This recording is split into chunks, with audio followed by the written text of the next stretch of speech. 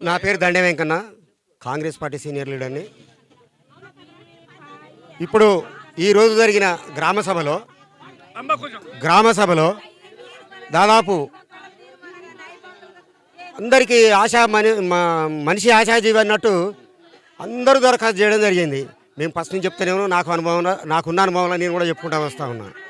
అమ్మ 6 గ్యారంటీస్ అన్నాడు రేవంత్ రెడ్డి గారు. అంటే కాంగ్రెస్ ప్రభుత్వం అన్నది అది కర్ణాటకలో అమలు జరుగుతూ ఉంది, మన దగ్గర అమలు జరుగుతూ ఉంది. ఈ అమలు జరిగే ఈ క్రమంలో మన దగ్గర కూడా కొన్ని గ్యారంటీలు అనేటివి అమలు జరగడం జరిగింది.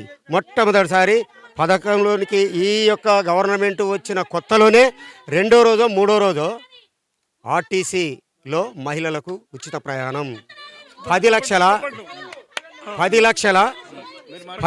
లక్షల ఆరోగ్యశ్రీ, తర్వాత రైతు రుణమాఫీ. కొంచెం లేట్ అయింది, అంత అప్పులపాలు చేసిపోయిన తెలంగాణ ప్రభుత్వం 10 సంవత్సరాలుండి ఒక్క రేషన్ కార్డు ఇవ్వలే. లోకానికి తెలుసు ఆ విషయం. అలాంటి సిచ్యువేషన్లో ధనిక తెలంగాణని పేద తెలంగాణగా చేసిపోయిన కేసీఆర్ని అవన్నీ తట్టుకుంటూ రేవంత్ రెడ్డి గారు ఒక్కొక్కటిగా ఇంప్లిమెంట్ చేసుకుంటూ చాలా చక్కగా పథకాలన్నిటి ఇప్పుడు రైతు రుణమాఫీ చేసిండు. 2 లక్షలు పోతే గ్యాసు.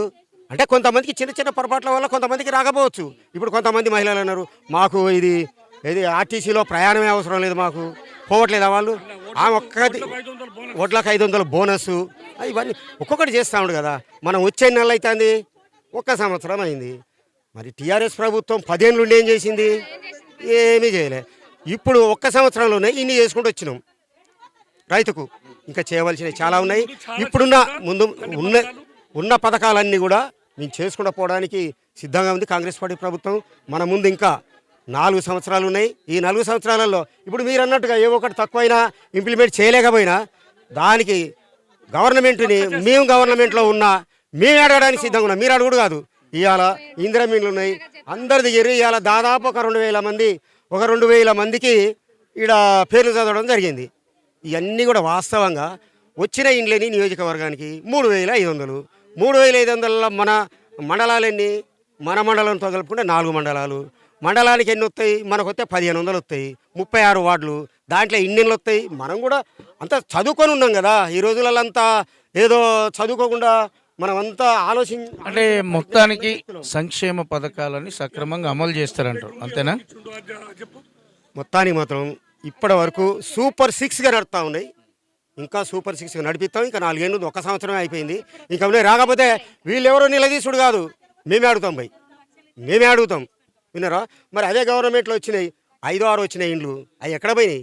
ఎవరికి అమ్మారు? వాళ్ళకు కూడా మళ్ళీ ఇప్పుడు దీంట్లో పెట్టుకున్నారు. వాళ్ళకే ఉండాలి, ఇంత ఉండాలి, మళ్ళీ దీంట్లో కూడా పేర్లు వచ్చినాయి.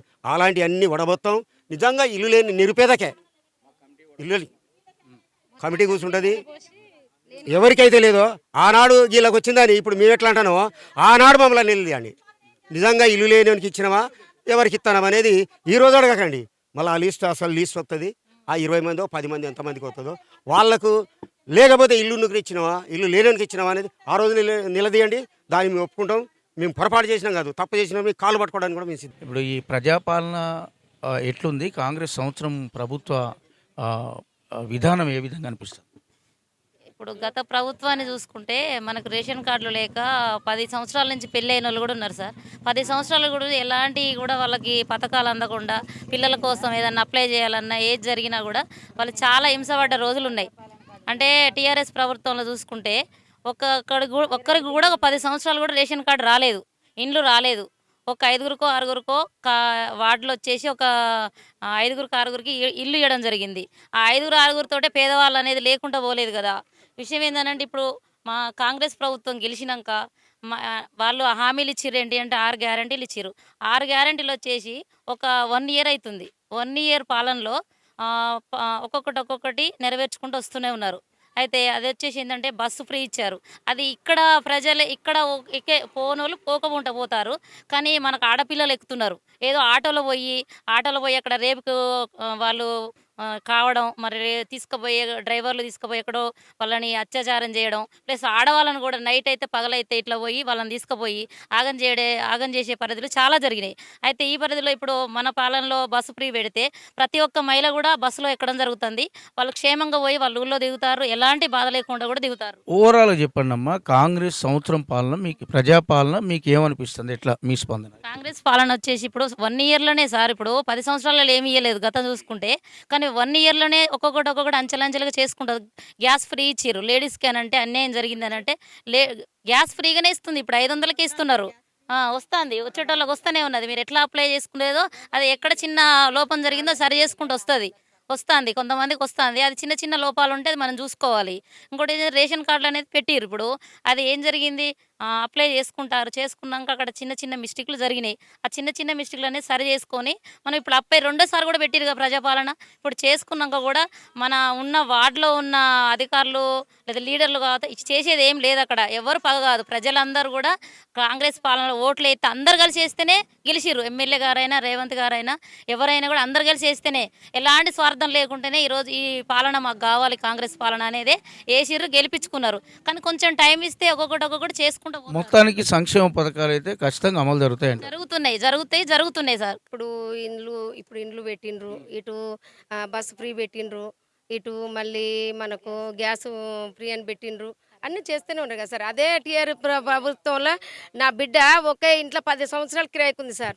ప్రజలందరూ తెలిసినప్పుడు నా బిడ్డకు డబుల్ బెడ్రూమ్ పెట్టలే, ఉన్న వాళ్ళకే డబుల్ బెడ్రూమ్ పెట్టిర్రు టీఆర్ఎస్ ప్రభుత్వం. నా బిడ్డకు లేని దానికి పెట్టలేదు.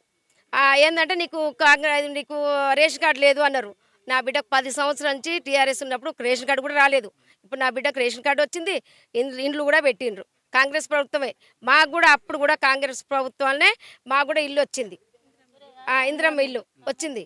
కాంగ్రెస్ ప్రభుత్వం వల్ల ప్రతి ఒక్కటి కాకపోతే లేటుగా వస్తానే అన్ని సమీక్షలు చేస్తూనే ఉన్నారు కదా. పథకాలను అమలు జరుగుతాయంటారా? జరుగుతాయి. ఎందుకు జరిగాయి సార్? గ్యారంటీగా జరుగుతాయి. ఎందుకు జరిగాయి సార్? ఎలిజిబుల్ ఉన్న వాళ్ళు పెట్టుకోవాలని ప్రజాపాలన ఆమె పెట్టుకున్నది. ఆమె ఒక్కతే కాదు, అందరూ పెట్టుకున్నారు. కాకపోతే ఆమె రేకులిల్లని నాకు రేకులిల్లైనా పెట్టుకున్నది. ఫస్ట్ తెలియక పెట్టుకున్నది. తర్వాత ఏమనిపించింది, నాకంటే పేదవాళ్ళు ఎవరన్నా ఉంటే వాళ్ళకి ఇవ్వండి అని చెప్పేసింది. నేను కూడా ఎలిజిబిలిటీ, నాకు కూడా రేకులిల్లే, నాకు రాలేదు, పేరు రాలే, ఏది రాలే. అయినా నేను ఏం ఫైట్ చేయలే. కాకపోతే ఏంటంటే మన కాంగ్రెస్ పాలనలో ఒక్కటేసారి రావట్లేవు, 1 by 1 వస్తూనే ఉన్నాయి. ప్రతి ఒక్కటి వస్తుంది. ఇల్లు వచ్చింది, ఇల్లు ఇప్పుడే వచ్చింది. డబల్ బెడ్రూమ్లు ఫస్ట్ శాంక్షన్ చేసి టీఆర్ఎస్ ఆయన కేసీఆర్ ఏం చేసిండు, 5 సంవత్సరాలకు దిగిపోయే ముందు విడుదల చేసిండు ఇండ్లు. మరి ఇది కూడా 1 సంవత్సరం ఇప్పుడే రన్ అయింది. ఇప్పుడు చూడండి, వెయిట్ చేయండి, తప్పకుండా వస్తుంది. కాకపోతే ఎలిజిబుల్ ఎవరు ఉన్నారు, ఎవరికి కావాలి, ఎవరికి ఇవ్వాలి అనేది అదొక్కటి మన వార్డులో ప్రతి ఒక్కరు గుర్తించి ఇవ్వవలసిందిగా కోరుకుంటాను. వీళ్ళకున్నది ఉన్నోళ్ళకు, కోడళ్ళకు రావాలి, బిడ్డలకు రావాలి, చెల్లెళ్ళకు రావాలి. అస్సలు నిరుపేదలు ఎవరో గుర్తించి ఇవ్వాలి. ఇది ఈ ఉన్నోళ్ళకు రేకులు ఉన్నది, నాకు బిల్డింగ్ కావాలి, నా కొడుకుకు రావాలి, నా చెల్లెకు రావాలి, నా బిడ్డకు రావాలి అనేది కాదు. అస్సలు ఇల్లు లేని వాళ్ళకు మాత్రం ఇవ్వాలి కంపల్సరీ. ఇదే నేను కోరుకునేది. మరిన్ని అప్డేట్స్ కోసం మా ఛానల్ని సబ్స్క్రైబ్ చేయండి. ధన్యవాదాలు.